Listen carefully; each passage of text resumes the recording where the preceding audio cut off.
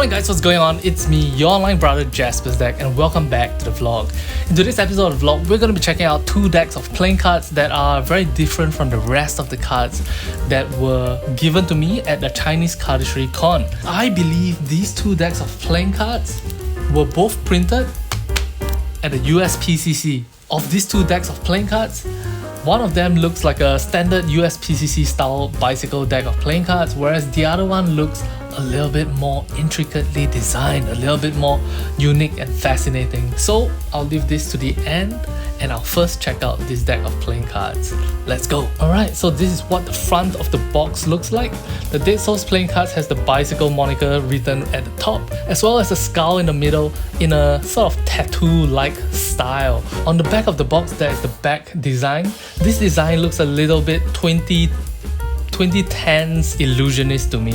On the side of the box it says air cushion finish made in the USA, as well as the United States Playing Card Company written on this side of the box. And on the bottom of the box it states that this deck has a print run of 2,500 decks and also has the TCC logo on the left side right here. The material used to produce the box is your usual USPCC affair, and on the inside of the box there's actually some legal information written right there. Taking a look at the cards, we see a double backer, a card that features the graphic design studio and two Joker cards. On the backs of the cards there is the design that we saw on the back of the box. The backs of the cards feature a lot of flourishes and swooshy lines, as well as a gradient of blacks, greys, light greys and whites. However, where this deck really becomes interesting and unique is actually on the faces of the cards. You see, on the face of every single card from Ace to King of this deck of playing cards, there is a 100% customized, highly detailed drawing of a bone within our body. I guess that's the way I would describe it.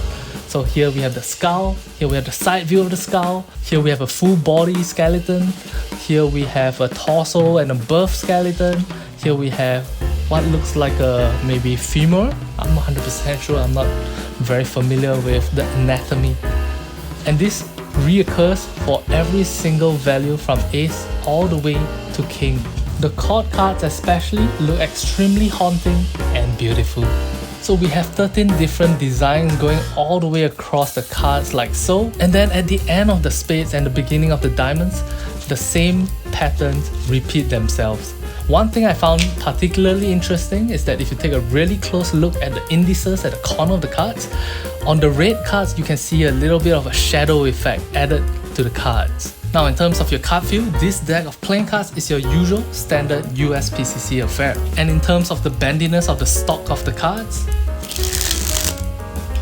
are medium USPCC stiffness. This deck is not extremely soft like some of the crush stocks, neither is it really hard like some of the older cards produced by USPCC. In terms of farrowing, this deck farrows from the top all the way to the bottom. Snappiness, this deck of playing cards is not very snappy. You can take the snap of your typical USPCC and compare it with one of our NDO decks of playing cards. The snappiness is just night and day. Keep in mind that this deck of isometric yeses is a relatively old deck of playing cards that has been beaten up throughout my trip in China. All in all, the Dead Souls playing cards is a pretty standard deck of USPCC playing cards, with the exception of fascinating art on the faces of the cards. So in my opinion, this deck of playing cards would appeal to somebody who enjoys this kind of dark gothic style of art. Moving along. Fantastic news! The new isometric Yes playing cards are now available on the newdeckorder.com. This is a little awkward, but this video took a little bit too long to come out, and as such, both isometric yeses and isometric X's are actually sold out. Oops. We do have other beautiful playing cards on the newdeckorder.com though. Check those out.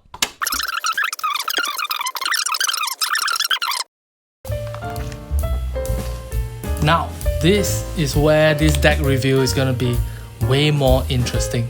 Let's take a look at the David playing cards and the interesting techniques that have been used to make this deck just a little bit more fancy. Alright, this right here is the front of the David playing cards box.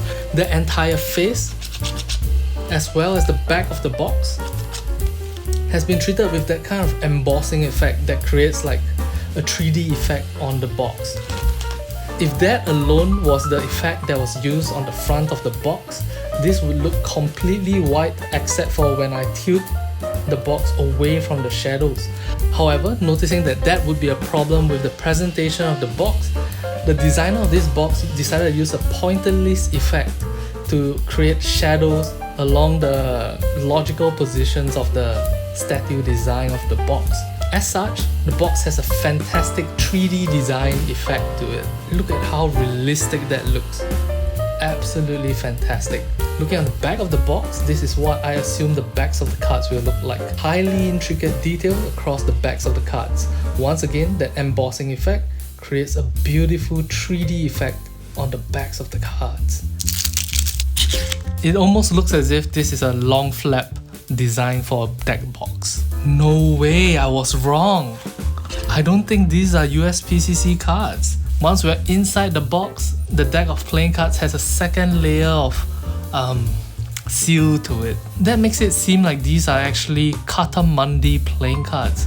This deck of cards smells like could be from USPCC. Nope, that fanning technique doesn't seem to be USPCC. Absolutely not. In this deck we come. Wow. These cards are so lightly printed, it's honestly quite bizarre. What? So these are what the cards look like.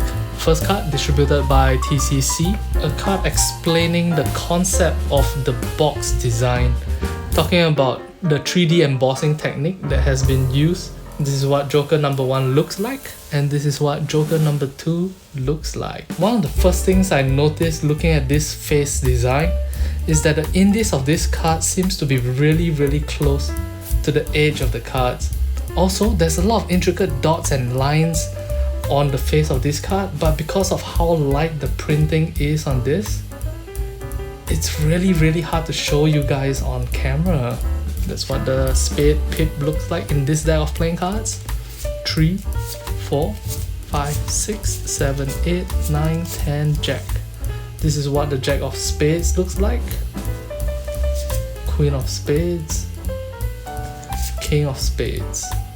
Comparing the court cards side by side, you can tell that the busts featured in the design of the faces of the cards are different, which leads me to believe that every single card has been individually designed. And finally, this is what the back of the playing cards look like. Extremely intricate details, almost as if this is like the ceiling or a wall relief in a temple or church. Now, holding these cards in my hands, this deck of playing cards feels very interesting. The faces of the cards feel a little bit rough, a little bit on the dry side. It's a really weird feeling for a modern deck of playing cards to feel like this. My immediate assumption would be that this deck of playing cards was printed by Kata Mandi, but that's mostly because of the extra cellophane layer in which this deck is coming from, as well as the fact that I don't quite recognize this deck of playing cards. But the thing that makes me second guess that assumption is that this deck of playing cards doesn't actually quite feel like the top of the line Kata Mandi cards, the C9 stock, I think. How does it fan? This deck of playing cards, the David playing cards, seems more towards the medium side of the equation. Like USPCC is top tier fanability of playing cards, whereas this deck is not quite there. It's closer to B tier fanability. Stiffer than what you're probably used to. These cards can pack a punch. Feels like a deck that would survive a really long time of abuse. Ooh, that's a nice snap. Damn. Yeah, I'm pretty sure this is probably a Kata Mandi deck of playing cards. The thing about this deck of playing cards is that if you use this deck of playing cards to do two-handed cuts, I feel like you're gonna find this deck to be a very sturdy, very reliable friend. Holding just one card between my thumbs, this is not uncomfortable at all. The stiffness of the card actually makes it not that bad, which is absolutely amazing to me. Unlike when you're doing it with USPCC cards, where if you unintentionally break a single card in one of the packets that you open up, then it doesn't quite have the tension in the cards for you to do your cardistry move comfortably. One thing I do want to complain about this deck of playing cards though is that the printing on the cards really is too light. Like, looking at my screen on the side of my camera, looking at the cards, it just looks like I have a white blank spread of cards in front of me right now. This is a really interesting deck of playing cards to use from the point of view of a cardist, because usually when you're using a deck of playing cards as a cardist, you want the deck of cards to really shine bright and capture the attention of your audience. However, this deck of playing cards keeps it classy, keeps it subdued, keeps it subtle. I would even go as far as to say that this feels like a deck that wasn't designed with magicians nor cardists in mind. And I've played with tons and tons of different stocks and finishes of playing cards. This right here feels like a new experience to me. Alright guys, so there you have it. That was my review of Dead Souls playing cards as well as David playing cards. I hope you guys enjoyed today's vlog video. Let me know in the comments section below which of these two decks intrigued you more. Until next time guys, I'm Jaspas. Take care of yourselves and I'll talk to you in the next one. Bye bye.